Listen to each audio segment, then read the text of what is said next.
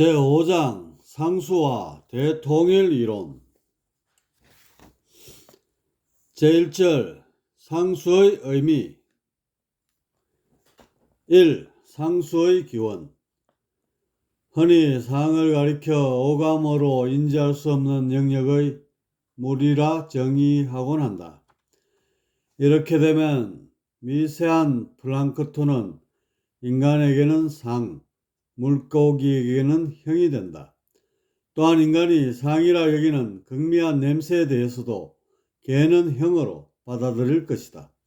이처럼 인간의 인식을 잣대로 삼아 상형을 구분하면 주관적 오류에 부닥치고 만다. 우리는 본서의 첫 장부터 타임머신을 타고 줄곧 시간여행을 하고 있다. 보지도 듣지도 못했던 기운들이 연신 튀어나와 머리를 어지럽히고 있다. 실생활에 전혀 연관될 것 같지 않은 기운들을 무슨 이유로 다루는지 의아할 수도 있을 것이다. 바로 이런 것들이 상이다. 물질과 구별되는 비물질의 존재, 3차원 물질을 초월하는 4차원 진료가 상이다. 물질의 설계도라고나 할까? 인류의 문명은 문제를 찾아내고 그것을 해결함으로써 진보해왔다.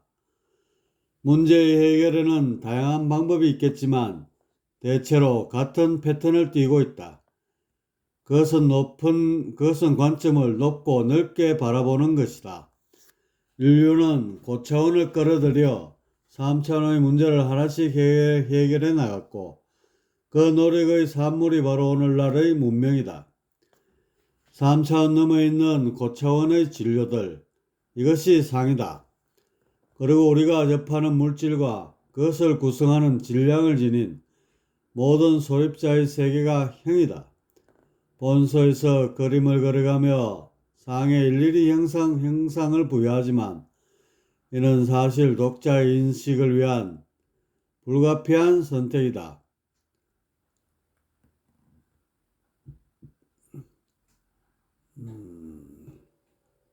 광자처럼 질량이 없는 것들은 형과 상의 경계를 흐르는 중간자들이다. 그래서 입자가 아닌데도 입자처럼 보이고 매개체가 없는데도 파동을 띠게 된다. 가령 관상학에선 상을 포착하여 형을 판단한다는 말을 즐겨 쓴다. 관상서에 나온 대로 얼굴의 구조만 살펴서는 온전히 그 이면의 속성을 파악할 수 없다. 더군다나 미래 전개될 운명을 추론한다는 것은 더욱 요원한 일이다. 그래서 관상학의 열쇠는 상을 읽는 데 있다. 그래야만 현황을 가감없이 판단하여 미래의 변화를 엿볼 수 있다. 그렇다면 오감 밖에 존재하는 상을 어떻게 포착하여 인식의 영역에 붙잡아 맬 수 있을까?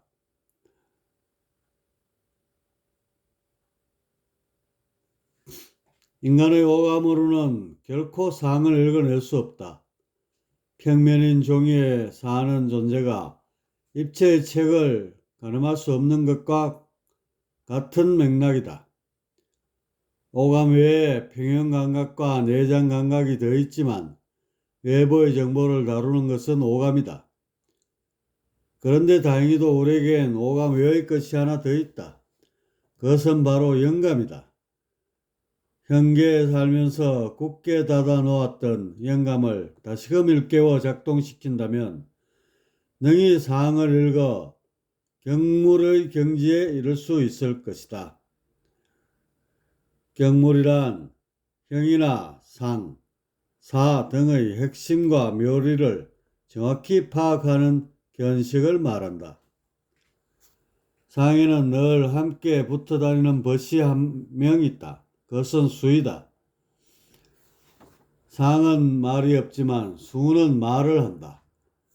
그래서 우리는 친구인 수를 통해 상의 속내를 알 수밖에 없다. 수는 상을 파악하는 훌륭한 잣대이고 그래서 상학이란 말 대신 상수학이라 하는 것이다. 일반적으로 상수의 출발을 하도와 낙수로 본다. 서경 고명편에는 대옥과 이옥과 천구와 하도가 동서에 있다고 하여 하도 용어가 처음으로 나온다. 그리고 홍범편에 보면 순임금이 우임금에게 왕을 잇게 하여 치수를 부탁하니 하느님께서 홍범구주를 우에게 주어 치수하게 하였다는 말이 나온다. 홍범구주란 9개의 큰 이치로 오행, 오사, 팔정, 오기, 황극, 삼덕, 계의, 서징, 오복, 육극이다. 이는 하수에 배문이 있는 신구가 출현하며 우임금이 그것을 보고 천지의 대법인 낙서의 원리를 깨닫게 되었다는 것을 말한다. 하도 낙서에 대한 언급은 역경에도 나온다. 계사전에 보면 하수에서 도가 나오고 낙수에서 서가 나오니 성인이 이를 취하였다 하였다.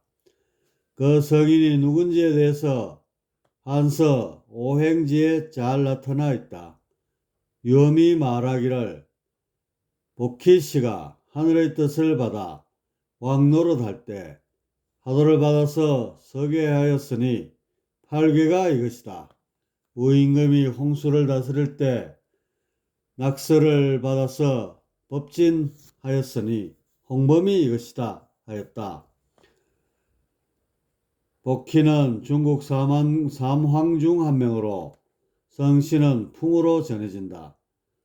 전설에 의하면 복희는 BC 2800년 무렵에 살았고 인두 사신을 하고 있다고 한다.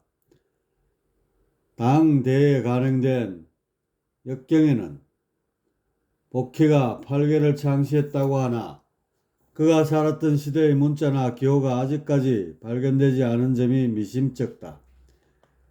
게다가 최근 몇몇 연구에 의하면 8궤는 주나라 초기 점술가들이 즐겼으면서 이것이 점차 제례나 신앙, 풍습과 엮어지면서 만들어진 것이라고도 한다.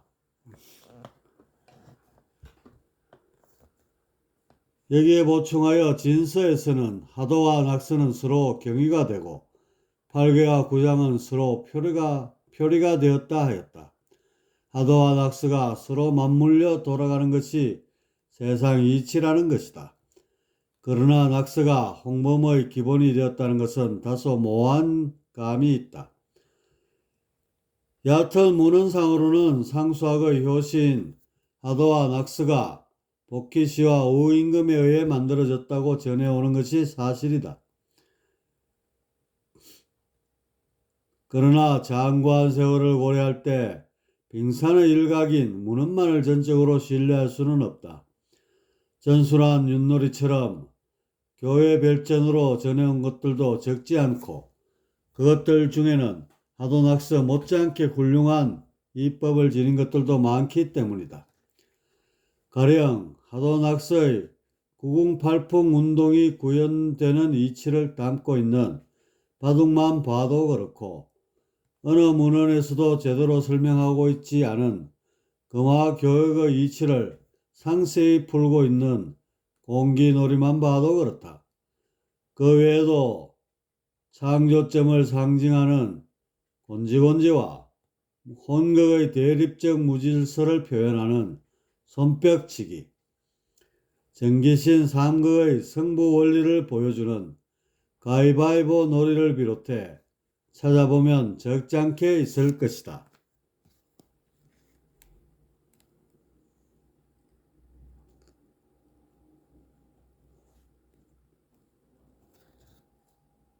하도와 낙서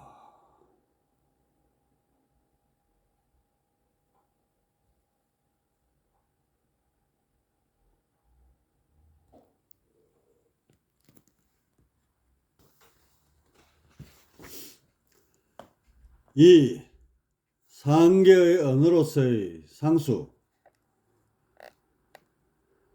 상이란 비물질인 전기신이 펼치는 양태와 그 작용을 총칭한다. 그런데 현계에 뒤엉켜 사는 범인으로서는 상계를 인식하기가 여간 어려운 것이 아니다. 사실 현계만 해도 미지의 것들로 가득 차 있는데 어느 세월에 상계를 두드린단 말인가. 제 코가 석자라는 속어처럼 목전의 현계는 발등에 떨어진 불처럼 긴박하다. 허나 시간을 조금만 길게 하여 바라본다면 얘기는 달라진다. 세월 유수라고 누구나 눈깜빡할 사이에 저 세상 사람이 되고 만다. 대문 밖이 저승이라고 죽음이란 결코 먼 훗날의 일이 아니다. 사후의 세계를 담고 있는 곳이 상계인지라 이것에 대해 좀 더 관찰하고 공부해 보는 것도 좋을 것이다. 비단 죽음의 문제가 아니어도 상계의 이법은 현계의 숱한 문제를 해결하는 데 실마리를 준다. 높고 넓은 차원에서 내려다보기에 문제를 보다 구조적이고 심층적으로 바라볼 수 있기 때문이다. 현계에 존재하는 것들은 예외 없이 그것에 대응하는 상이 있기 마련이다. 이는 마치 그림자가 있으면 어딘가에 빛이 있는 것과 같다. 형이 있으면 을에 상이 있다. 그러나 상이 있다고 해서 반드시 형이 있는 것은 아니다. 이는 상에서 형이 비롯한 까닭이다. 그래서 형을 제대로 살피기 위해서는 그것을 태동케 한 상을 포착해야 한다. 설계도를 보면 사물의 전모가 속속들이 드러나는 것과 같은 이치이다. 이처럼 상을 포착하는 것을 달리 기미를 본다고도 한다. 기미란 어선풀이하게 기가 동정하는 상을 말한다. 이 기미와 구분해야 할 것이 조짐, 징조 등의 개념이다. 착각하기 쉽지만 이것들은 상을 포착하는 것이 아니다. 가령 개미가 개미 구멍을 막거나 거미가 거미줄을 걷는 것 등의 현상을 보고 비가 올 것을 예측하는 것은 상이 아닌 형으로서 미래의 형국을 가늠하는 것이다. 그렇다면 오감에 걸리지 않는 상을 어떻게 영감으로서 포착할 수 있을까? 사실 영감이란 말 자체부터가 안개 속인데 말이다. 영감을 쉽게 말하면 알 수 없는 느낌이다. 오감에 걸리지도 않는데 어떤 느낌이 발생할 때 우리는 흔히 이런 표현을 쓴다. 특별한 이유도 없이 그냥 가슴 속에서 느껴지는 야릇한 기분. 여기서 영감이 미세하게나마 작동하기 시작한다. 그 느낌을 조금씩 키우면 상어와 수어로서 인식하다 보면 그 느낌을 조금씩 키우면서 상어와 수어로서 인식하다 보면 상에 눈뜨게 될 것이다.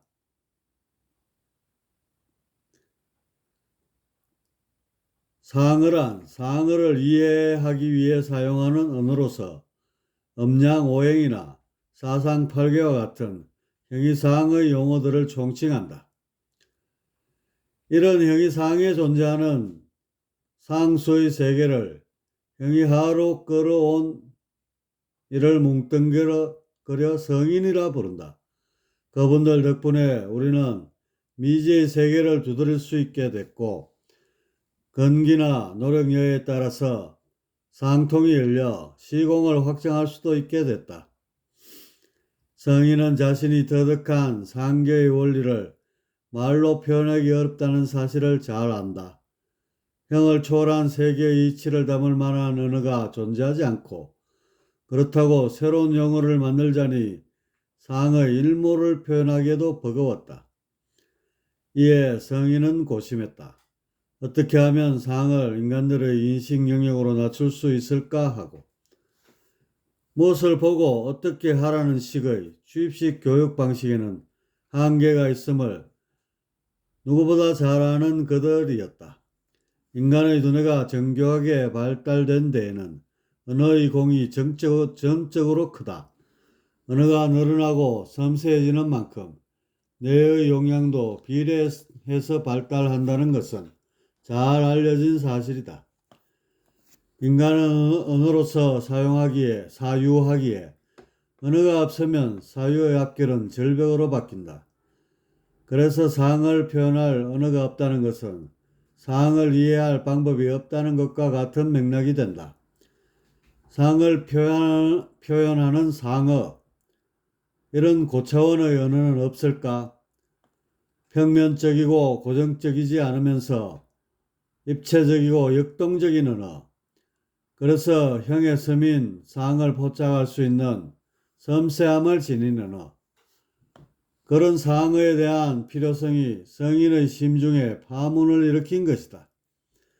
그 파문은 새로운 창조로 이어져 나왔으니 이것이 음효, 땡과 양효, 주옥이다. 매우 단순해 보이는 이 두 가지 기호는 가히 정신문명의 효시를 이루는 일대 혁명이었다.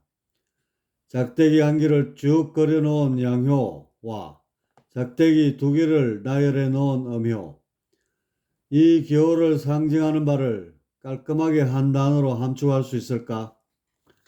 그것은 불가능하다. 이것들은 고정되지 않고 수시로 꿈틀대며 변화하는 상이기 때문이다. 효는 가슴으로 느끼고 머리로 그리면서 그 뜻을 인지해야 한다. 가령 양효는 기운이 너무 밀집되다 보니 몹시 갑갑하다. 그 갑갑함이 쌓이고 쌓여 결국 폭발하여 사방으로 분출한다. 이때 이 기세가 초장봉기지세를 이루나 시간이 흐를수록 맥이 빠지고 결국 주변에 널브러지게 된다. 음효는 밑 빠진 독처럼 뭔가 허하고 찜찜하다. 그래서 뭔가를 자꾸 채워 넣고만 싶다. 주변의 것을 닥치는 대로 끌어와 빈속을 채우지만 허전함을 달랠 길이 없다.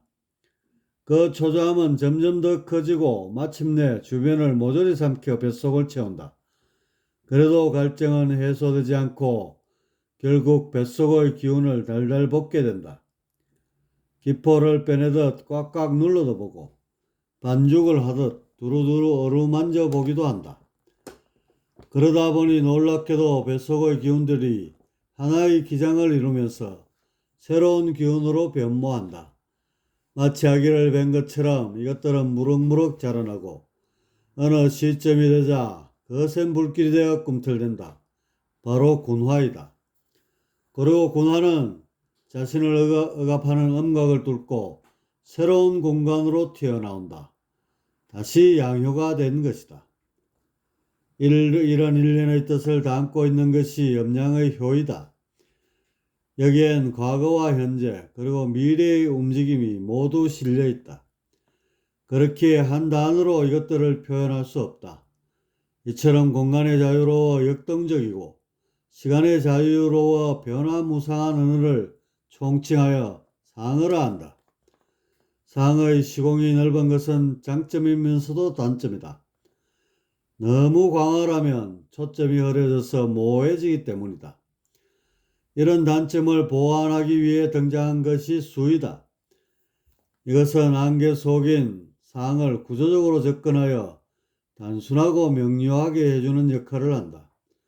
이처럼 상어와 수어는 바늘과 실처럼 호연을 이루며 미지의 상계를 인간의 인식으로 끌어오게 했다.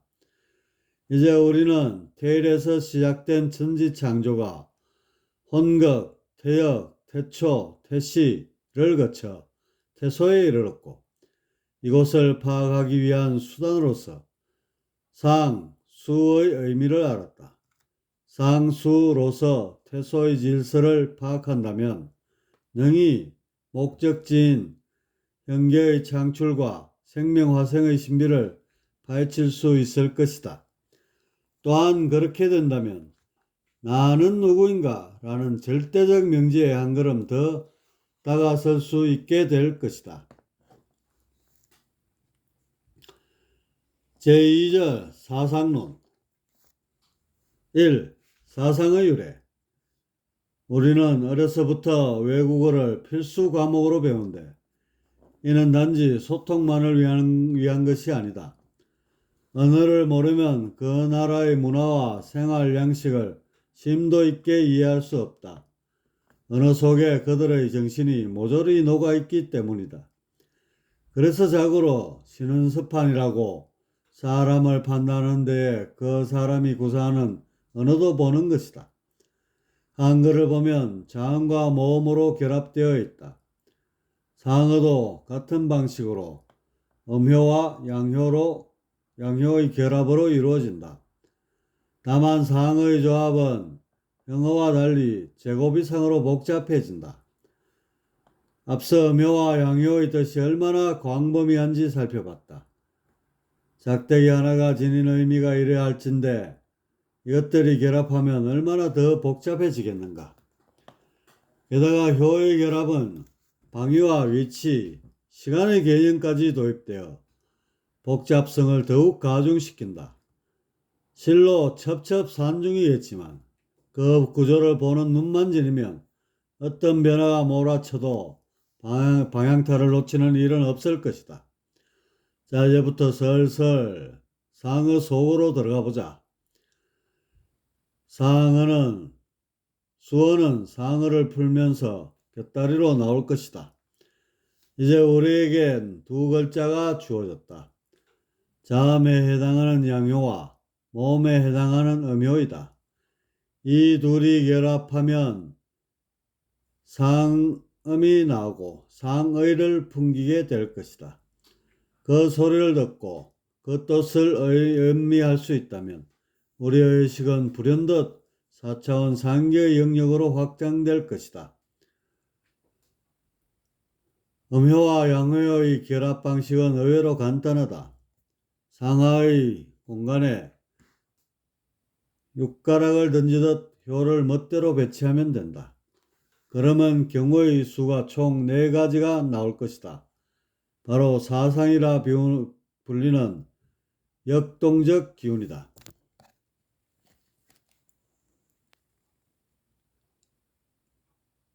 사상.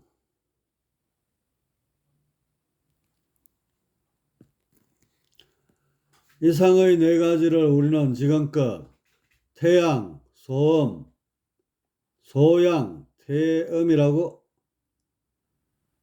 태양이라고 불러왔다. 태음, 소음, 소양, 태양이라고 불러왔다. 그 역사가 꽤나 오래되어 이제는 어느 누구도 이를 문제 삼지 않는다. 사상이란 명칭은 주역 개사전의 다음 구절에서 유래했다. 여기는 태극이 있으니 양의를 낳고 양의는 사상을 낳고 사상은 팔괘를 낳는다. 양이란 음양 또는 음효와 양효를 말한다. 의란 짝을 이루면서 법을 이룬다는 뜻이다. 사상이 출현한 이유에 대해서는 무언가 드러내고자 하는 힘에 의해 생겨났다 라고 하였다. 이 말만 듣고는 사상의 출처가 불명확하다. 이런 모함을 메꾸기 위해 당시의 사람들은 사계나 사방을 연관짓거나 특히 점술에서 전법에서 작게 하는 원리로서 풀어내기도 했다. 이런 추세는 후대로 가면서 보다 뚜렷해졌다.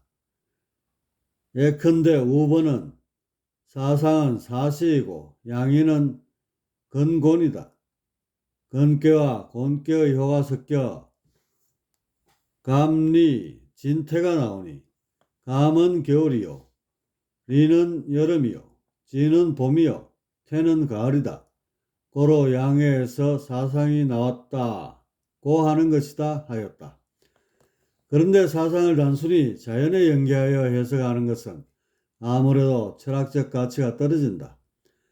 그래서 이런 해석에 제동을 거는 움직임이 생겨났다.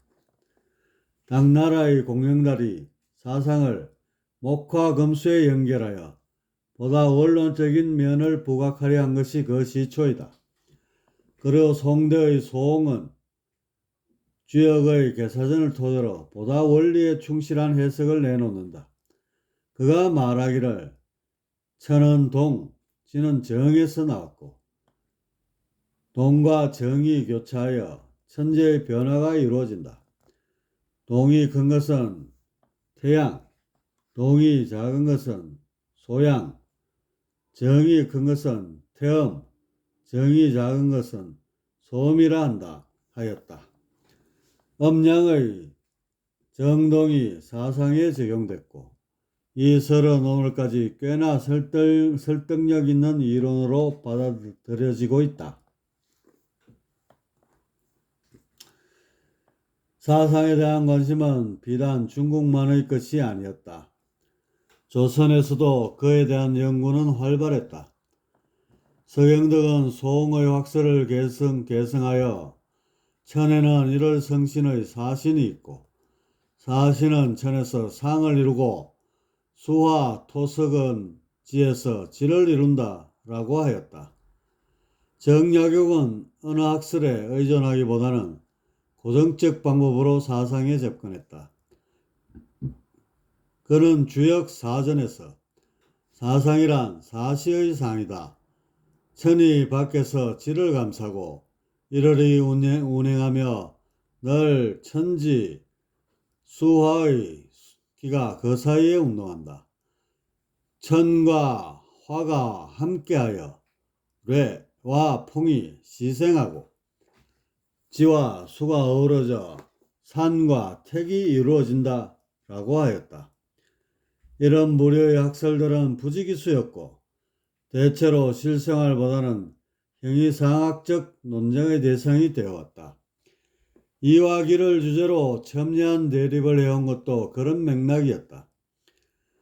이들과 달리 사상을 실생활에 응용한 사람도 있었는데 조선 말의 의학자 이재마가 대표적이다.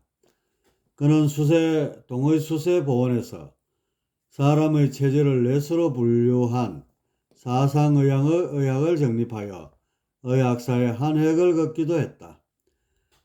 그렇다면 이제 원점으로 돌아와서 상의 입장에서 사상을 살펴보자. 익히 알듯이 언어는 단순성과 상징성 그리고 체계성을 지닌다. 이 3대 성질을 벗어나면 언어로서의 기능을 잃고 만다. 사상에 대한 기존의 해석들은 아쉽지만 이 부분에서 걸리고 만다. 가령 첫 번째 단순성만 봐도 정반대의 길을 걸어왔다. 사상에 대한 해석이 대체로 복잡하고 현란하여 일반 사람들은 도대체 무슨 말을 하는지 이해할 길이 없었다. 그래서 사상이나 팔괴, 역이라 하면 어떤 심오한 차원을 머금거나 딴 세상 사람들의 소일 거로만 여겨져 왔다. 두 번째 상징성에 있어서는 꽤나 추상적이었다. 사계나 천지일월, 목화 금수에 빗댄 풀이는 매우 모호하여 언어로서는 버겁게 되고 만다. 세 번째, 체계성도 마찬가지이다. 언어란 자음과 모음이 결합하듯 일정한 패턴에 따라 조합되어 그 기능을 하게 된다. 그런데 기존의 사상은 그런 체계성이 결여되었고 대부분 협소한 뜻을 내포한 평면적 차원에 머무르고 말았다. 이렇게 언어의 세 가지 성질에 미루어 봤을 때 사상에 대한 기존의 해석은 문제점이 다분하다 할 것이다. 물론 사상을 상으로 보지 않으면 얘기가 달라진다. 그러나 여기 상어가 아니라면 그것은 실로 말쟁이들이 떠벌리는 현학적 말잔치에 지나지 않을 것이다. 여기 상으로서 자리매김해야 하지만 인간의 의식에 고차원에 대한 불꽃을 지필 수 있다. 2. 사상의 의미. 사상이 상으로서 어떻게 조합되어 그 기능을 하게 되는지 살펴보자. 자음과 모음에 해당하는 양효와 음효를 던져 네 가지의 경우의 수 사상이 나왔다. 그렇다면 하나씩 이들이 지닌 성질을 알아보자. 먼저 사상 가운데 가장 음이 센 것은 어느 것인가? 질문이 좀 쉬운가? 삼척 동자가 봐도 음효 두 개가 상하로 모여있는 태양이란 것을 꼽을 것이다. 이름부터도 음이 가장 왕성하다는 뜻을 내포하고 있으니 말이다. 그런데 기이하게도 태음은 음이 가장 약한 기운이다. 너무 약해서 실로 그 힘이 느껴지기 어려울 정도다. 자, 아래의 개상을 보면서 태음의 힘을 다시 한번 느껴보자.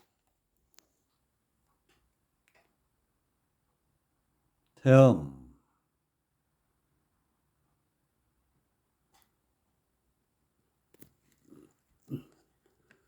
충분히 생각해 봤는가? 아직도 이상의 개상을 보면 음이 왕성하게 느껴지는가? 만일 그렇다면 사상을 평면적으로 보고 있는 것이다. 지구를 평면으로 여기던 옛 사람들처럼 근시안적으로 개상을 해석하고 있는 것이다. 허공을 그리고 그 위에 음효 두 개를 그려보자.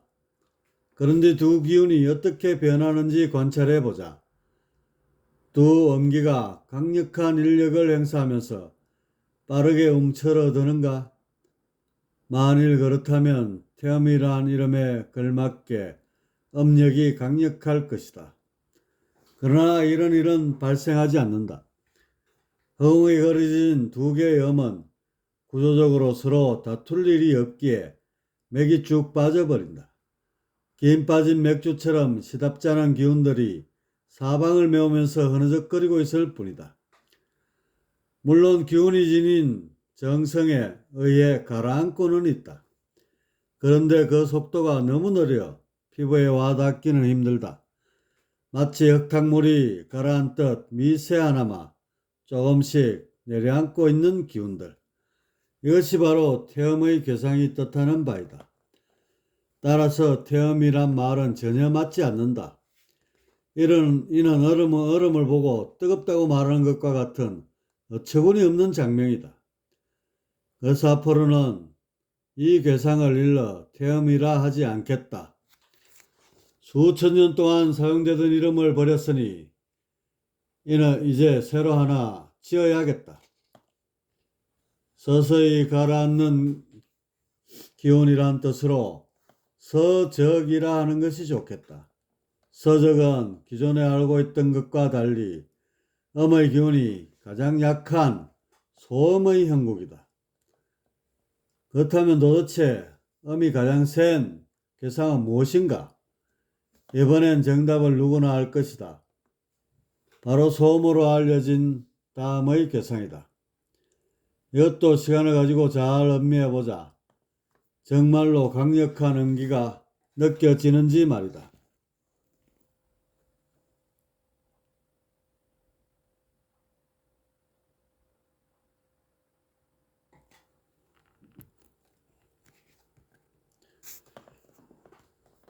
이번에도 음이 하나밖에 없어서 약하게 느껴진다면 곤란하다.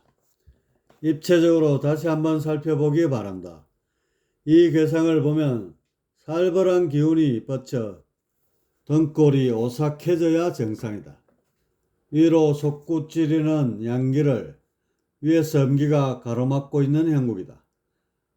아래의 양기는 어떻게든 음기를 뚫고 자유를 만끽하려 하지만 위의 음기는 절대로 양기의 탈출을 용납하지 않는다.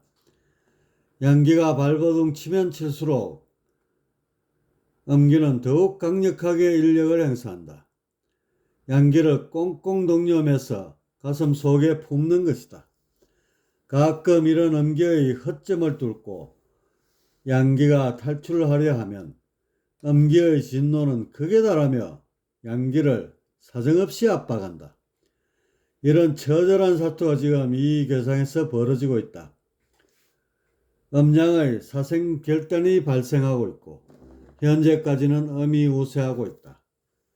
이러니 이 괴상에서의 음의 힘이 어떻겠는가? 한시도 긴장을 늦추지 않고 온몸에 힘을 꽉 주고 있는 형국이다. 이 괴상이 바로 실질적 의미의 태음이며 제대로 명명하자면 포수이다. 그 어떤 기운도 잡아 묶어 놓을 수 있는 기세를 지녔다는 뜻이다. 그럼 이번엔 세간의 태양이라고 알려진 아래의 기운을 살펴보자.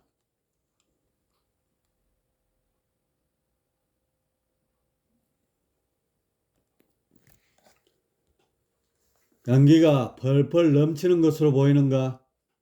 이 괴상은 보기와는 다르게 이중성을 띠고 있어 속성을 한 번에 꿰뚫기가 쉽지 않다. 그래서 시간차를 두고 양면으로 나가서야 한다. 이것은 포수에서 나온 놈이다. 포수의 울타리에 갇혀 숨막히는 갑갑함을 참고 오랜 세월을 인과한 끝에 탈출에 성공한 놈이다. 그래서 지금 자유를 한껏 만끽하고 있다. 그런데 지금 저 모습이 포수에서 막 탈출할 때라면 얘기는 달라진다. 만일 그렇다면 이놈만큼 위험한 놈은 세상 천지에 없다. 바로 폭탄이기 때문이다. 음각을 뚫고 터져나오는 거센 파괴력은 주변을 몽땅 날려버리고도 남음이 있다. 산산조각이 나지 않으려면 일단 피하고 보는 것이 상책일 것이다. 그런데 어디에나 그렇듯 예외는 있다. 쇼생크 탈출이라는 영화에서 보듯 가끔씩 구멍을 뚫고 조금씩 탈출하는 놈들도 있다. 그런 경우라면 그렇게 걱정하지 않아도 된다. 다만 그렇게 해서 빠져나온 양기의 미래는 보장할 수 없다. 그건 곧 시들어 뭉그러질 것이기 때문이다. 양기는 남미의 어떤 죄수들처럼 교도소를 폭파하며 빠져나와야 그 뒤가 보장된다. 이런 양기를 군화라고 한다. 음각 속의 양기가 군화로 자라면 폭탄이 되어 한 번에 음각을 깨고 터져나온다. 반면 군화가 못되고 뒷구멍으로 슬금슬금 빠져나온다면 이것이 곧 용 못된 이무기이다. 이런 양기는 아지랑이처럼 잠시 피어오르다가 바람처럼 사라질 것이다. 자, 이런 양면성을 지닌 기운의 이름을 붙여보자. 이건 갈라지고 흩어져 자유를 만끽하려는 기운으로 이름하여 사내라고 한다. 그럼 이제 남은 것은 단 하나, 세간의 소양의라고 알려져 있는 아래의 기운이다. 이놈은 과연 어떤 성질을 지녔는지 곰곰이 상찰해 보자.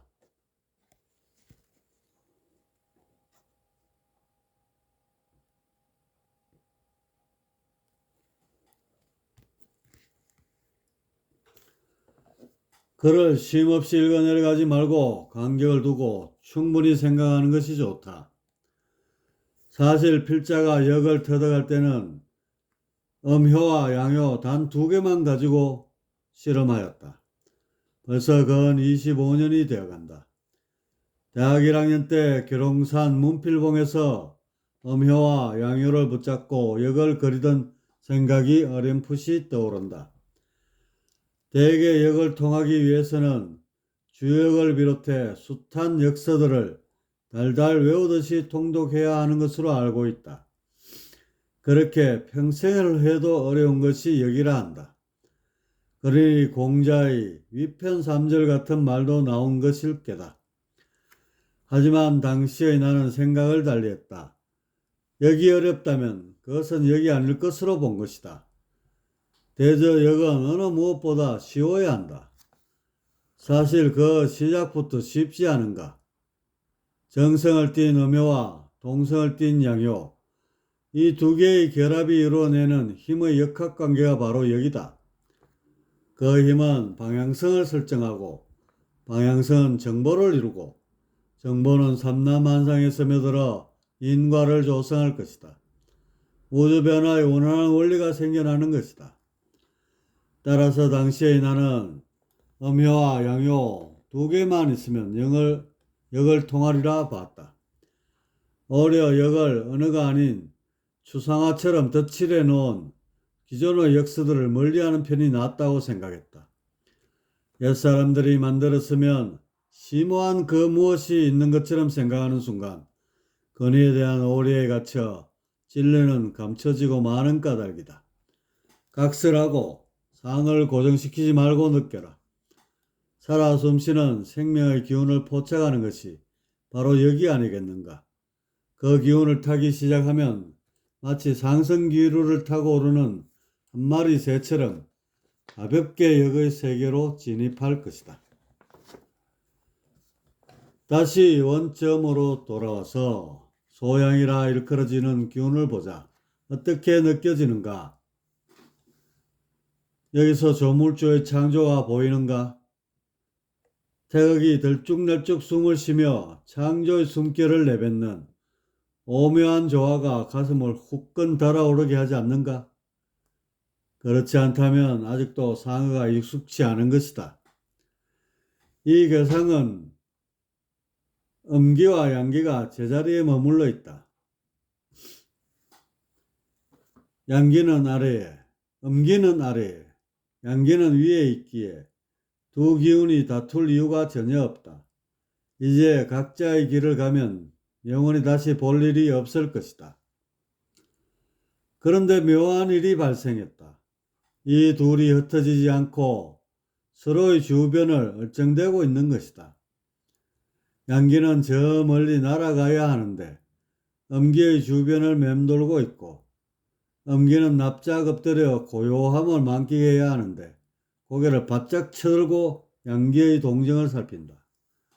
돈키호테처럼 오로지 한 성질만 가지고 있던 두 기운에 도대체 무슨 일이 발생한 것인가? 갑자기 이놈들에게 생명체에나 있는 남녀의 야릇한 감정이라도 생긴 것인가? 우리는 앞서 일태극체의 생성 과정을 살펴봤다. 정이 정액이 되고 다시 토로 발전하면서 윤려가 조성되는 원리를 배웠다. 바로 이놈들에게 그 윤려가 작동하고 있는 것이다. 양기와 음기가 흩어지지 않고 서로의 곁을 맴돌면서 일동일정하고 있다. 들숨과 날숨을 번갈면서 함께 오묘한 춤 사이를 당기고 있는 것이다. 그 모양은 원이다. 빙글빙글 돌면서 무도를 즐기는 태극의 기운, 실로 놀라운 변화가 일어난 것이다. 적과의 동침, 이것이 삼라만상의 효시가 아니면 뭐겠는가? 그래서 이 기운의 이름은 화조이다. 가히 조물주의 숨결이라고도 할 법하다. 화조와 이전의 서적, 포수, 사내를 비교해보면 이놈의 위대성이 단연 돋보인다. 서적이나 포수, 사내의 사전에 타협이란 것은 없었다. 그저 선천적으로 물려받은 성질 그대로만 움직인다. 그런데 화조는 다르다. 고개를 숙여 다른 기운을 받아들인다. 다툴 일이 없는 평화의 형국임에도 적을 끌어안아 태극의 춤사위를 당긴다.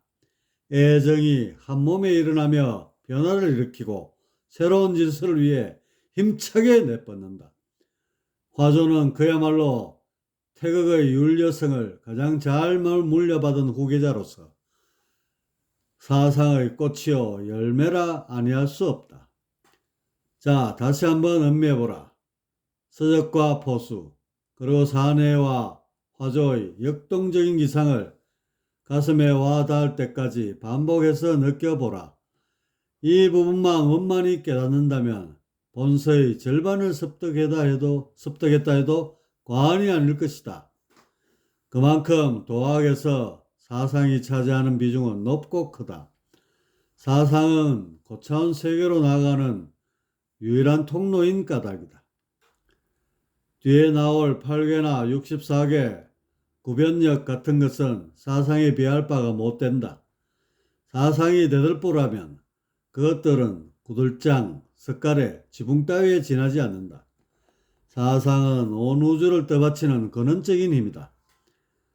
사상에 앞서 존재하는 양효와 음효, 여기서 뻗어나오는 유력과 무력은 사상의 아버지뻘이다. 하지만 이것은 너무나 단순하여 복잡 미묘한 삼라만상을 설명하기에는 미흡하다. 그렇다고 8개나 64개로 대들보를 세우자니 그것의 숫자가 너무나 많다. 절간에 대들보만 수북하고 정작 중요한 부처자리가 없게 되는 것과 같다. 따라서 적당한 대들보가 필요한데 그것이 바로 사상이다. 유력과 무력에서 뻗어나온 우주는 사상으로 대들보를 세우고 8개로 외곽을 채우고 64개로 색칠을 하고 5행으로 인테리어를 짜고 6기로 가구를 채워 넣어 이루어진다. 이것이 만상과 만형이 존재하는 원리이다.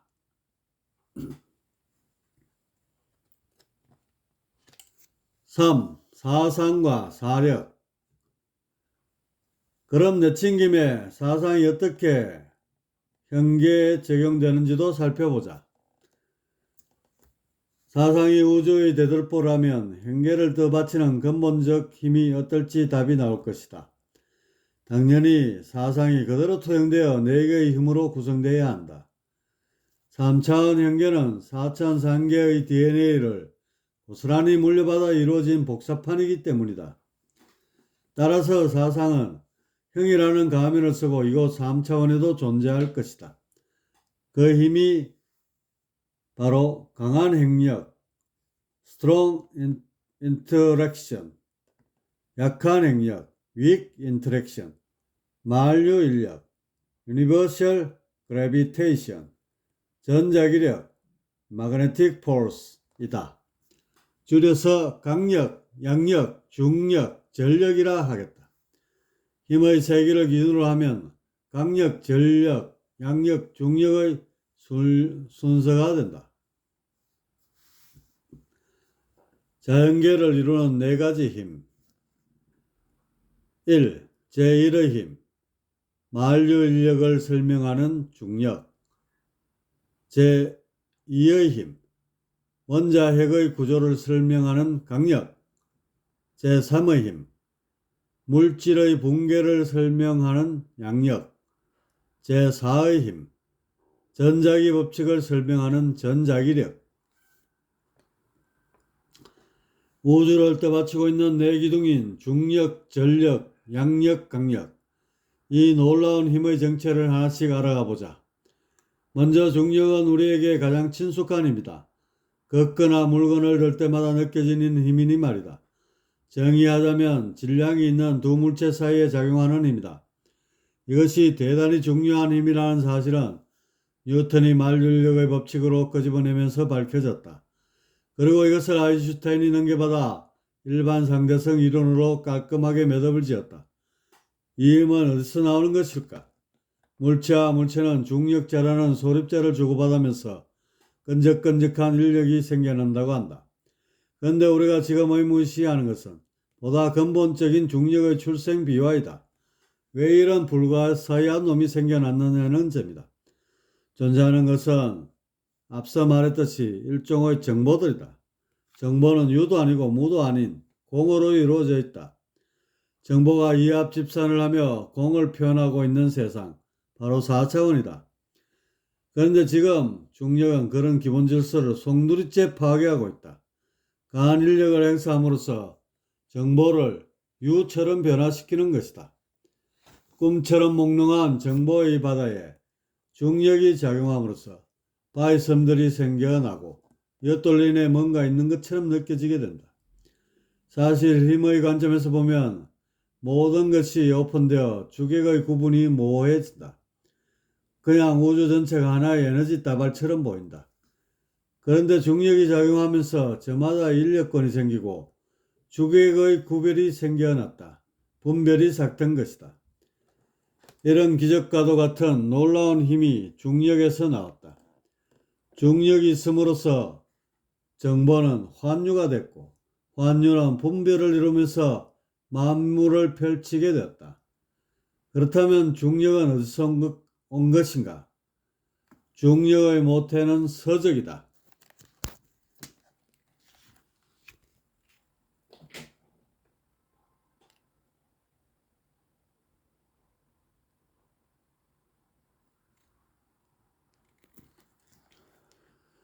서적은 서서히 당기는 힘으로 정확히 말하면 저항 에너지이다.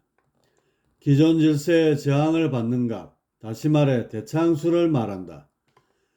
그래서 질량을 느끼면서 마치 어떤 무엇이 독립적으로 존재하는 것처럼 여겨진다. 하지만 실상은 에너지가 일으키는 정보를 우리의 뇌신경이 받아서 가상의 대상을 꾸며낸 것에 지나지 않는다. 삼라만상 모든 것은 힘과 그것이 만들어낸 정보이며 이것을 바라보는 생명체가 상상으로 꾸며낸 가상의 세계가 있을 뿐이다. 중력에 이어 전자기력이 있다. 이것은 전기력과 자기력을 함께 일컫는 말이다. 전자기력의 역사는 중력보다 오래됐다. 고대부터 이미 알려져 왔으니 말이다. 번갯불을 보면서도 느꼈겠지만 실생활에 흔히 발생되는 정전기에서도 자주 느꼈을 것이다. 이 힘을 이용하여 나침반을 만들어 사용하기도 했지만 제대로 그 모습이 드러난 것은 패러데이가 전자기 유도 현상을 발견하면서이다. 그리고 맥스웰에 이르러 그 유명한 방정식으로 총정리되었다. 그렇다면 전자기력은 어떻게 역할을 할까? 놀이에 사용되는 공을 떠올려보자. 공이 제대로 형태를 잡으려면 바람이 적당히 들어가야 한다. 바람을 너무 많이 넣으면 뻥 터져버릴 것이고 바람이 없으면 맥없이 짜부라들어 못 쓰게 될 것이다. 전자기력은 바로 공에 적당한 바람을 채워주는 구실을 한다. 형상을 만들어주는 힘으로 이것이 없다면 분해됐든지 짜부라들었든지 둘 중 하나일 것이다. 가령 항성을 구성하는 원자핵이 전자를 잃어버리면 중성자별로 짜부라드는 것도 같은 이유이다. 원자가 더 이상 짜부라들지 않는 것은 같은 원자 내에 있는 전자들끼리 겹쳐지지 않기 때문이다. 이런 현상을 페르미 압력이라 하는데 그 힘의 기원은 화조에 있다. 그렇다면 이러한 신묘한 힘은 어디서 왔는가? 바로 화조이다. 화조.